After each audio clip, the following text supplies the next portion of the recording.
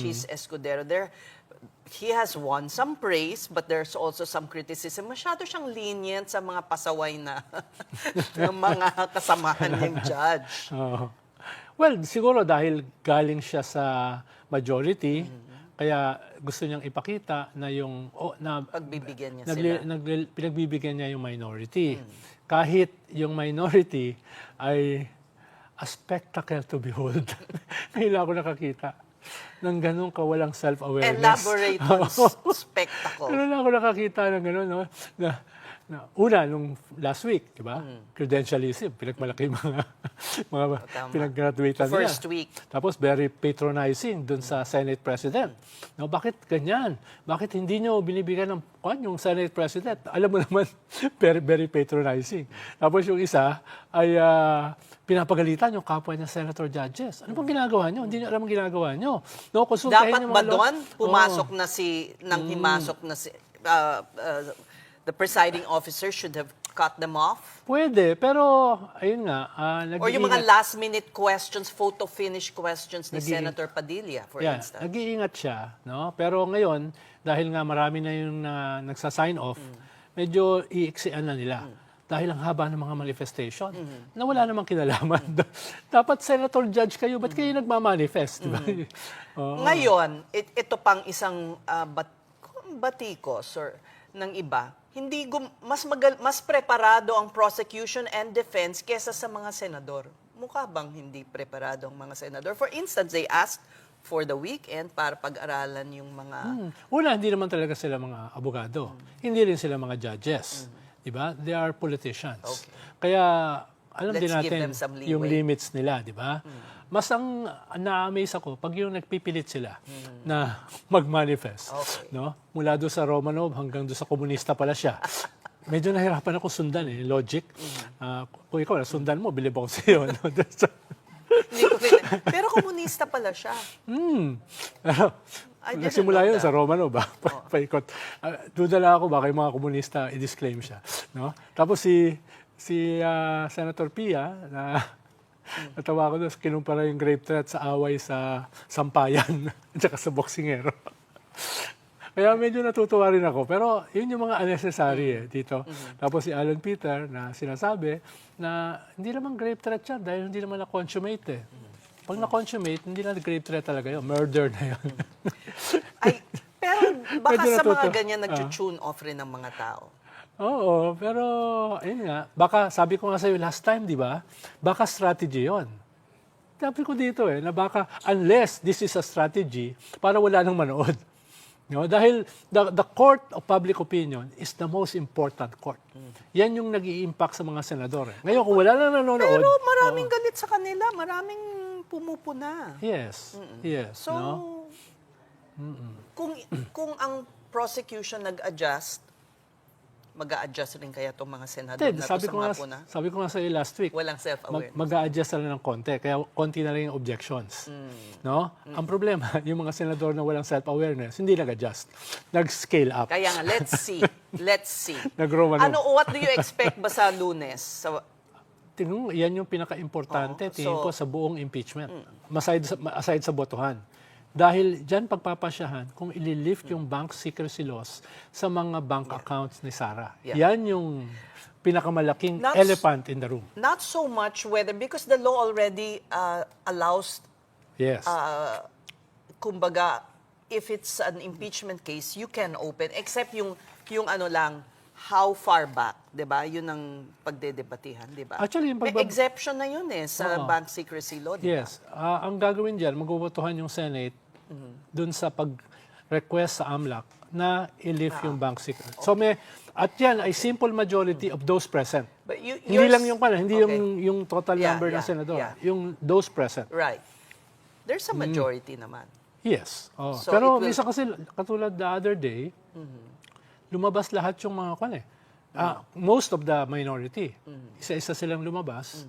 No? Kaya nga kinol yung attention na bakit may mga senador nagalisan. Usually sa trial, hindi pwedeng umalis yung judge.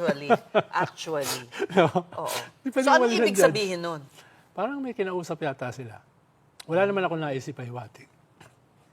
Nagkataon lang na nandun din si Sulaika nung umalis sila. So may instructions.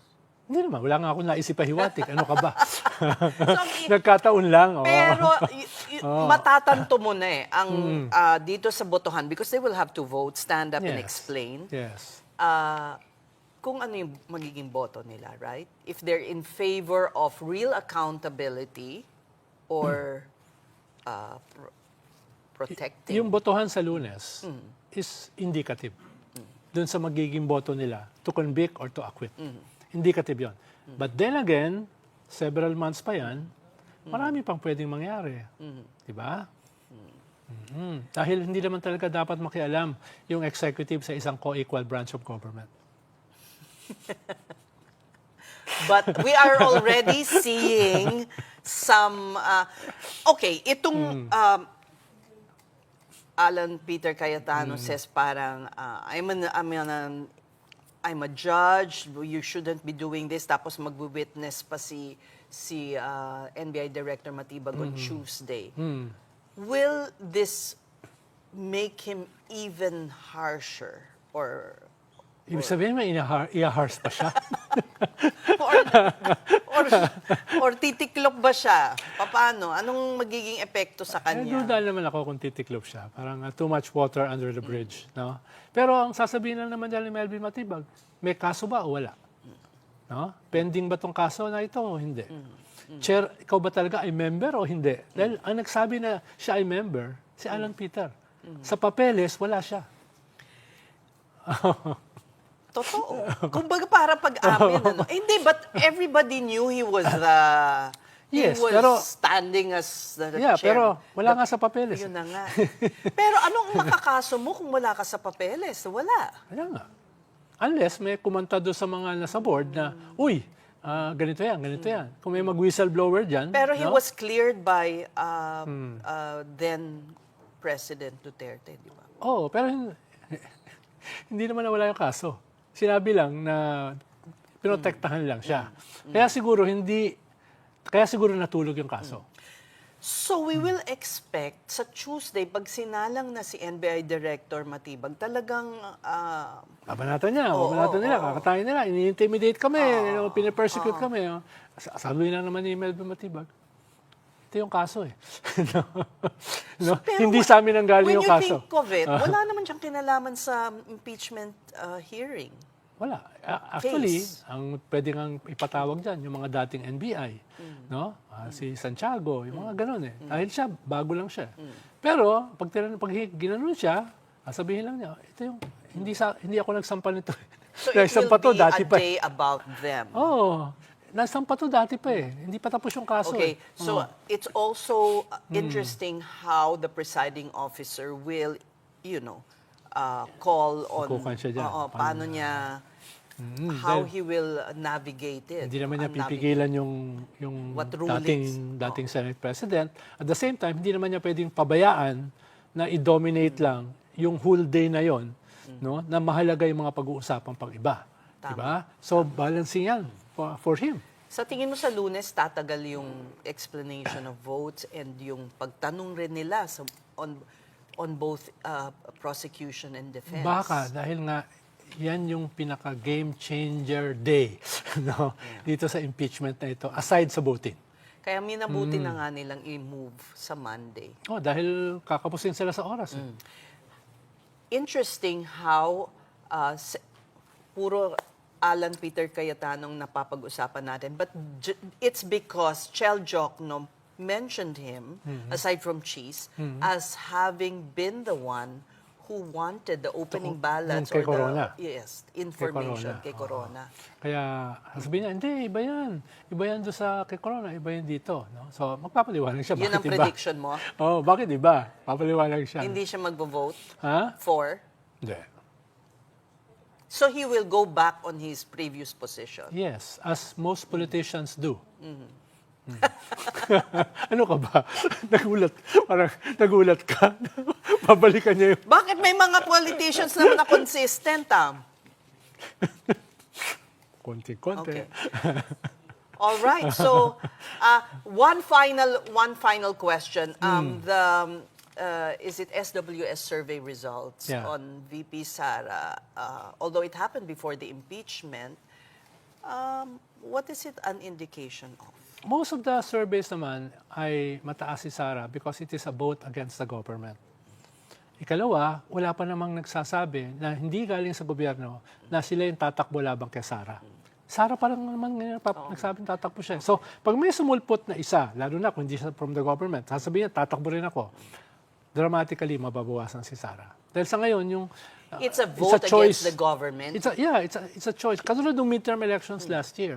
Lahat, halos majority ng kandidato ng gobyerno talo. Bansa, oh. Di ba? Pero nakalusot yung mga hindi kasama sa gobyerno. May pag-asa pa bang si BBM ay tumaas? Kung ano-ano nang ginagawa niya, ha? Kung- nagbibigay ng one-time para sa mga nasa Pantaguyod, PPP, di ba? Well, medyo tumaas naman siya ng 8% mula doon sa last SWS. Negative Well, 15 still, siya. Ngayon, negative pa rin. Ngayon, negative 7. Ibig sabihin, napigilan niya yung free fall. Yun ang delikado, yung tuloy-tuloy ka.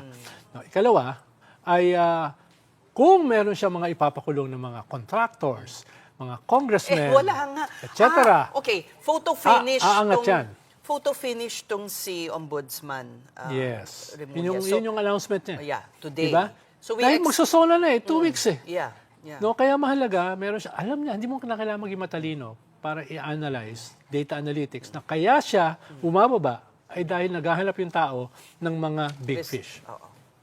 Okay, so mangyayari yan sa SONA. Well, yun ang hinahabol ni Boying sa kanyang body language at sa kanyang mga statements. You have to hand it to him. You know, Martin Romualdez is his fraternity brother. Yeah, fellow Upsilon. Yeah. Oo. Ang akala ko nga itong pagkuha nila kay Bonoan as a state witness, yun yung crucial. Siya yung magdadamay ng marami na walang smoking gun. Yung kasi yung problema, paano mo kakasuhan? Wala naman si Gutesa. Yung 18 Marines na discredit, no? So, anong gagamitin mo smoking guns? Diba? So, ang inaasahan ko, si Bonoan ang gagawing smoking gun. Pero tahimik pa eh. Oo nga. I think the Sandigan Bayan has to approve that. And nag-o-oppose si Senator Estrada.